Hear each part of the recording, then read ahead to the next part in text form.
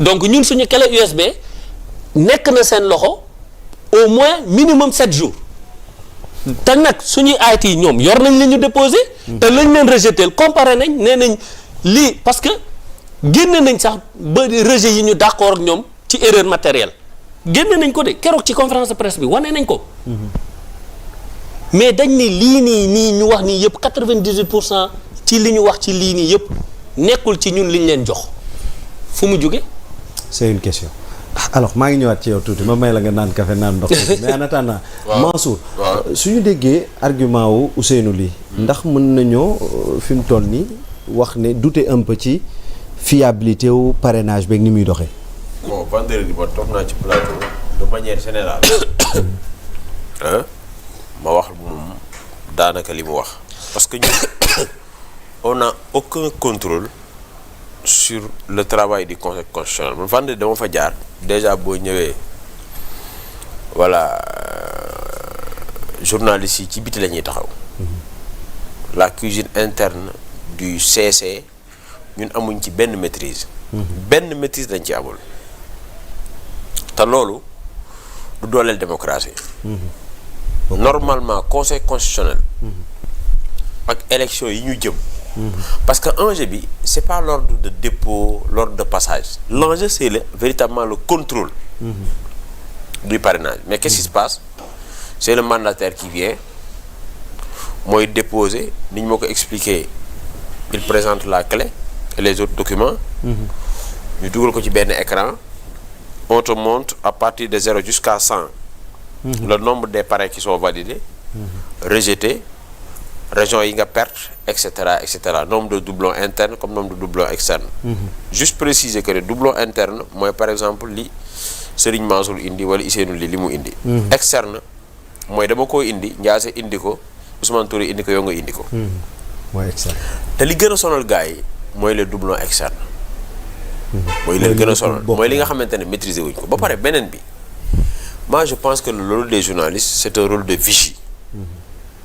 de la société civile aussi tamit et cetera mais pourquoi pas tey ñu ubbi conseil constitutionnel ba nga xamante ne moom lii muy tawat ay inquiétudes la ba pare c'est des inquiétudes qui sont totalement normales en fait c'est légitime c'est normal parce que ay nit mënuñu parce que tey moi j'ai l'habitude de dire que ni le parrainage c'est le CMC qui l'a fait c'est-à-dire c'est le cercle militant convaincu moo koy def mais parce que amuñu problème boobu dañu wax de dëgg quoi mais ku mën a ñëw def partage de connexion boole la ci loo xamante ne bokkoo ci woon nga nekk député nekk maire mais kooku bu jógee pour parrainage mais war tax mën a am problème nañ waxante dëgg quoi c'est-à-dire Bassirou Diomaye Faye je pense qu'il a fait sur 14 régions il a fait les 10 régions mais warul mën a am problème u borne supérieure comme ay borne inférieure c'est-à-dire les 44 000 et les 58 000 je pense que c'est ça on a déposé 15 régions 15 régions 15 c'est-à-dire 14 régions et plus la diaspora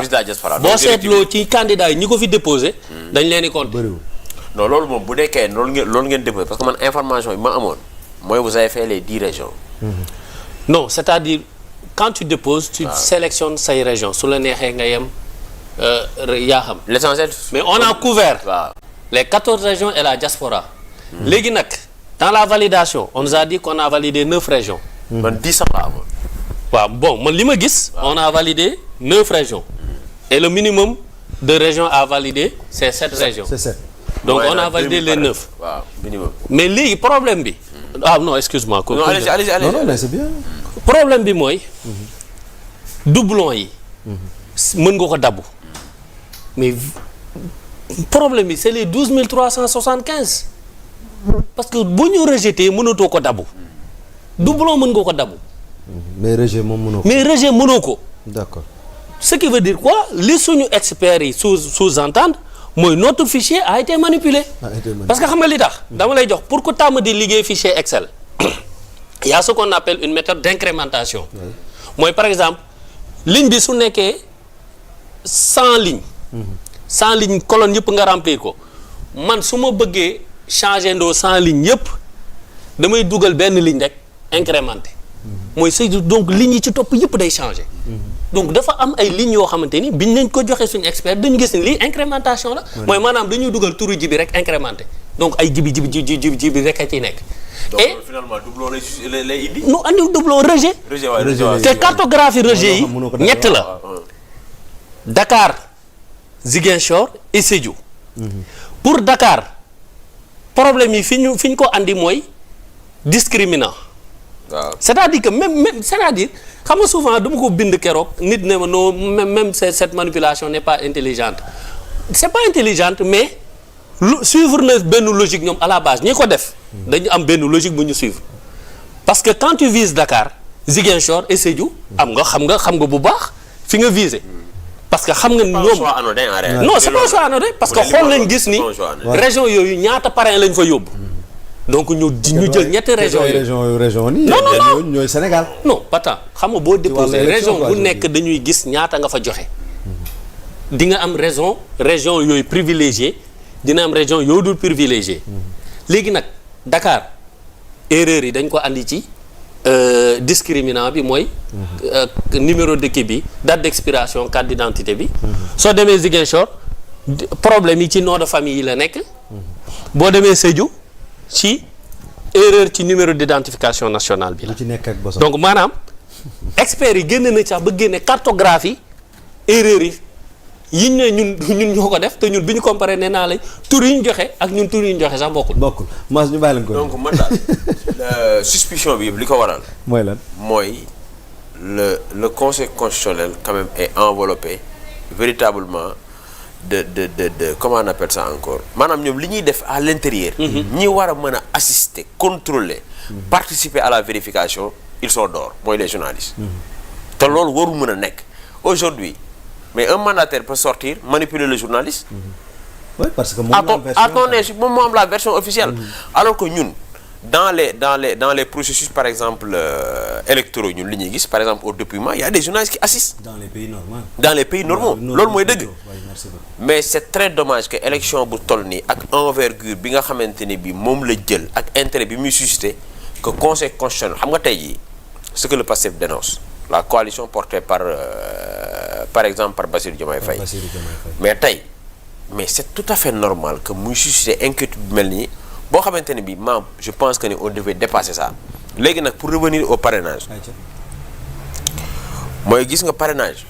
toog Dakar mayewu ko non sëñ bi man je pense que ni pour se faire parrainer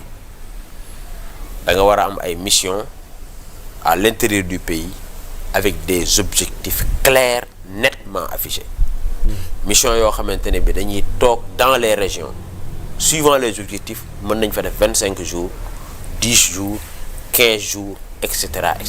loin des caméras parce que gis nga man li ma jàpp man d'après mes informations man je pense que au-delà de 100 000 parrains loo ci dolli da nga koy bokk ak gars yi. au-delà de 100 000 loo ci dolli da nga koy bokk ak gars yi lu leer laa la wax donc faire une conférence de presse dire que j'ai 200 000 parrains yow jàppal ne say 115 000 yëpp yaa gars yi yéen a koy bokk parce que nee naa la c'est le cercle militant convaincu moo koy def. kon ki waxoon ne 3000 parrains nag la. non mais attendez quand même dañu waxante dëgg ba pare aussi tamit ceux-là yi nga xamante ne bii ils viennent après les 10 premiers. s'ils n'ont pas de militants convaincus. mais Djibi Sarr nañ jàpp ne. presque lépp dañ leen koy rejeter. y a des gens man on m'a informé quelqu'un. boo xamante ne bii ou bien des gens yoo xamante ne bii à partir de 2500 parrains ils le vendaient entre 1 million 1 million 500. vendé jaay les gens achetaient des parrains man gis naa koo xamante ne bii de manière volontaire dañ ko rejeter le 1187 doublon interne. 1187 moom mili moom moo def exprès boole waale ko ci clé bi. et là le logiciel l'a rejeté. donc am na ci yoo xamante ne bii c'est des rejets qui sont tout à fait normaux. toutefois nag am na ñoo xamante ne bii voilà encore il faut continuer à ku yóbboo CC mais naturellement dañ koy rejeter. alors naturellement donc. ku yóbboo CC mais naturellement dañ koy rejeter. alors naturellement donc Cheikh Ousmane Touré kon on a le droit d'une manière très légitime douter wu ci parrainage yi nu muy doxee su ma déggee Cheikh Mansour Sy Cissé ak kii di Ousseynou Ly. waaw xam nga processus man li ma gëm te mu nekk constat bu ñu bëri mën a dut baaraam mooy manqué na transparence waaw ndax li Mansour wax. lu waroon a mën a am la. faute bi ça incombe à l'État xam nga li tax. lu tax man dama gëm ne façon bi ñuy déposer ak façon bi ñu koy saytoo suñ bëggoon dëgg-dëgg dàq bépp suspicion de manqué na transparence wala génn éliminer ki la neex la ak yooyu gis nga ni ñu defee tirage xam nga dañu woo ñëpp toog ñu tegi kees nit ñi tiire noonu la ñu waroon teg écran géant projeté ko ñëpp xam li xew. société civile bi teew presse bi teew mandataire bi teew suñu bëggee sax ñu direct ko à la RTS. non bu ko direct sax ñëpp jàpp. mais mu am ay témoins ñu ko fekkee xam nga bu boobaa amul dañoo manipuler sama fichier waaw kenn du amul dañ maa bañ a affronter amul ne dañ maa seppi li am la ñëpp di gis mu nekk un constat donc foofu moom état bi moo fóote moo desee am volonté wu indi transparence ci processus bi léegi nag liñ ci namm ñoom ñoo xam beneen bi l'opposition manque de solidarité sincèrement c'est un problème quand même. dès le début la ñu waroon toog na attention ñun opposition ñooy dem di xëccoo ak le pouvoir processus bi gis nañ ni c'est un peu biaisé ça manque de transparence demuñu buñ ci demul buñ ko waxoon état bi va devoir s'y couper parce que état bi dafa am ay engagement yu mu am niveau international ci organiser ay élections ci date yi mu ko war a organiser. Ousmane benn sërëxal bu ndaw 2012 mais loolu la ñoom président Macky Sall imposé Abdoulaye Wade mu indi Cheikh Gueye li tax pour l'organisation waaw alors que fii gis nañ à l'approche de la présidentielle mais la déclaration malencontreuse de l'ex-ministre de l'Intérieur sur un plateau de télévision concernant en fait la distribution des en fait concernant le retrait des cartes des lecteurs non c'est pas Antoine Diome non c'était Aly Ngouille c'était Aly Aly Ngouille Ngouille Ndiaye, waaw yaa ngi comprendre léegi kon gars yi dese d'ailleurs nañu am candidat à la candidature moom dese nañu am solidarité ak rigueur bi war gis nga gars yi soit dañuy bokk xam li leen di xaar ñoom ñëpp parce que li éliminer Ousmane Sonko du fa ba Abdourahmane Diouf du fa ba Bougane Gueye Dany du fa ba X ou Y bu dee dañ foogoon le malheur des uns va faire le bonheur des autres bu ñu éliminer diw dina ma arrange day nax seen bopp xam nga ca njëlbeen ba bi administration bi amee ay manquement ci bañ a jox benn candidat ay fiche am ndax gis nga opposition bi def bloc génn dénoncer semblant de dénoncer la woon mais en réalité ñu ci bëri daf leen arrangé woon wala liñ doon wax mooy seen yoon newu ci léegi tey loolu dab na leen tey ñaata candidat ci candidat opposition bi ñoo génnul dénoncer ay manquement pourtant ca njëlbeen bi bu mu jugee est-ce que aatu nañ ci non beneen bi yéen presse bi yéen a ko moom la presse ak société civile bi vous manquez de courage sincèrement xam nga vous manquez de courage mooy lan processus électoral bu toll nii enjeu yu toll nii dysfonctionnement yi yëpp ñemewu leen ko dénoncer xaaral rek non la presse manque de courage sëriñ bi xoolal ñan ñooy wax yow man keneen ak keneen loolu du presse bi non boo déggee mën la presse waaw c'est que ca kaw ngay waxee quoi la presse manque de courage ca kaw lay waxee quoi presse manque de courage ak société civile bi sëriñ bi li am nii doguma la doguma la 2012 boo jëlee président Abdoulaye Wade ñu ko gënoon sonal c'est la presse c'était la société civile et c'est la presse loolu fii lañ fekk yàggul fii li may wax nii inventé ma parce que non j'ai dafa vécu yàggul 2012 ñun ñëpp fekkee nañ ko waaw c'est-à-dire c'est la presse moo jàkkaarlu woon ak moom ak société civile te loolu neex na comprendre parce que mënoo nekk pilier ci démocratie ne yow tu préfères rester neutre sur des violations gis nga doguma la Cheikh Ousmane et d'ailleurs c'est en fait dafa gangréné suñu espace politique et soo ko waxee dañu naan non da ngeen ni attaquer société civile fekk du loolu xam nga nous on a vécu donte ni ay xale lañ mais wax dëgg yàlla nag xale dootuñu xale yooyu 2011 sax yàggul 2011 man maa ngi nii ci terrain bi laa doon nekk bokk moon nag benn parti waaye démocratie daf ma ñoroon élection transparence daf ma ñoroon mais quand tu es société civile dafa am ci sa bànqaas yi ngay liggéey lu ñu tuddee démocratie bonne gouvernance di nga yooyu waroo xaar parti politique waroo kii violation bu ci am war nga ko dénoncer waroo yem ci dénoncer ko mais da nga war a am taxawaay buy tax loolu dakk te presse bi noonu la ci amee responsabilité d'accord mais soo ko waxee gars yi jóg non vous attaquez la presse vous attaquez la société civile mais dañ ci am rôle bu ñu war a jouer non nit ñi dañ koy wax sax ndax xam nga lu tax ku mu manqué ci sa ay engagement wala sa taxawaay ku ko defut danañ wax ni defoo li la war soo ko waxee di nga gis dégg naa benn patron de presse wax ci na lan ngeen bëgg ñun presse bi ñu jël combat de l'opposition déedéet bëgguñ loolu liñ bëgg mooy presse bi def son rôle informer juste et vrai pas pattali bët na fii moom duma fa xool wala di xool fi mu la neexee léegi nag lii lépp boo ko dajalee est-ce que yow miy toog di déglu ak yow mi nekk acteur ak yow mi war a participer yow ñeme ngaa yëkkati sa loxo waat ni ci ay élection nga jëm élection nag buñ ko waxee du muu rek dafa am contenu chaîne la waaw mooy participation ñi war a participer commencement transparence xam nga est-ce que kan mu ñeme waat ci élection yi jëm looloo ci nag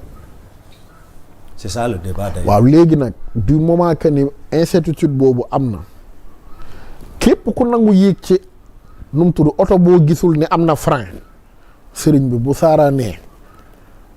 ba dóor la ci kaw oto wala ci miir bul mere nit ñi mereel sa bopp. D'accord. man je pense que y a trop de manquements au début annoncé woon nañ les couleurs mais on croyait qu'on pouvait faire avec parce que manquement dana am nga sooxaale ko dem mais fi ñu toll nii moom sincèrement parce que man li may xaar ci technicien yi nga xam ni ñoo doon saytu clé waa Pastef yi xam nga ay accusation la réponse bi warul nekk juridique de technique la war a nekk